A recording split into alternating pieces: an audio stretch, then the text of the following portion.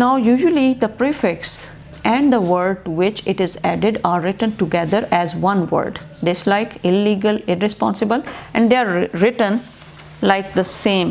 ये देखें, इनको हम सेम लिखते हैं इकट्ठे. इनसेन को सेपरेट सेपरेट नहीं बल्कि इकट्ठा. अनहोली, इरेगुलर, नॉन स्टॉप को भी इकट्ठा लिखेंगे. इसी तरह इलिटरेट को भी इकट्ठा लिखेंगे. डिसलाइक को भी इकट्ठा लिखेंगे. इसके अंदर कोई गैप नहीं आएगा. ऐसा नहीं होगा कि डिस इधर लिखा हुआ है और लाइक के अंदर गैप इतने एक उंगली का डाला हुआ है. बिल्कुल गैप नहीं होगा बल्कि सेम वर्ड में डिसलाइक लिखेंगे.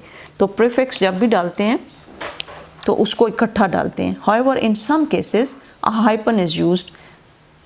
हाइफन क्या होता है? Separate the prefix from the word to which it is added. Non cooperation. Fill in the blanks with the words formed by adding prefixes to the words given in brackets. Prefixes के साथ इनको आपने fill up करना है. Packed है तो इसका prefix लगा के डिफरेंट कर देना है. क्या लगाएंगे? Susan dash her suitcase and took out her clothes. Unpacked क्या होगा? Unpacked. Now I will not write, सिर्फ अन लिख देती हूँ, बाकी सारा आपने खुद कर लेना है. अन PACKED अनपैक्ड. पैक से डिफरेंट. उसने अपने सूट को अनपैक्ड किया. हमने इसका प्रीफिक्स लगा के इसके मीनिंग चेंज करने हैं. He was so weak that it was dash for him to go to work.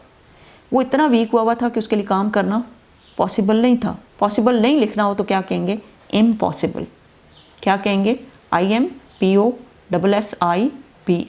Impossible. Some people think 13 is an dash number, lucky number.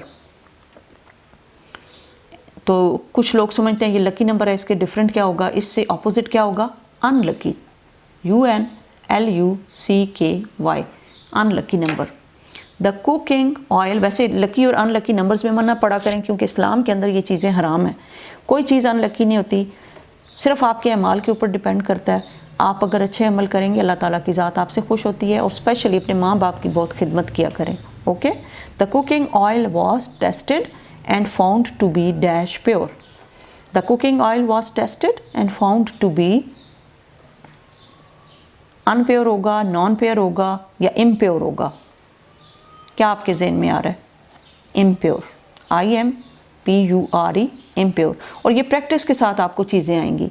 ये नहीं कि अब इसके साथ मैं unpure लगा दूँ तो वो ठीक हो जाएगा. हर किसी के साथ एक स्पेसिफिक चीज़ लगती है तभी उसका मीनिंग बनता है. जैसे अब impossible लगाया है तो यहाँ पे impure, यहाँ पे अनलकी लगा है. We usually refer to a dash thing as it living. We usually refer to a non living thing. इसको करना है हमने नॉन लिविंग.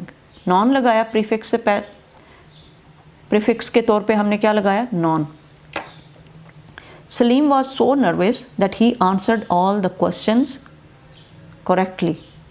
करेक्टली नहीं, इसके ऑपोजिट क्या होगा? Incorrectly. Incorrectly. He lost his way and was dash to reach the station in time. He was able. Able का opposite क्या होगा? अनएबल. क्योंकि वो अनएबल था स्टेशन पे पहुंचने के. स्टेशन पे टाइम पे नहीं पहुंच सका, अनएबल था. बिकॉज ही लॉस्ट हिज वे. उसका रास्ता गुम हो गया था. The king dismissed all the ministers. Dismiss करना, उनको फारग कर देना या फिर उनको नौकरी से निकाल देना. The king dismissed all the ministers who were dash to him.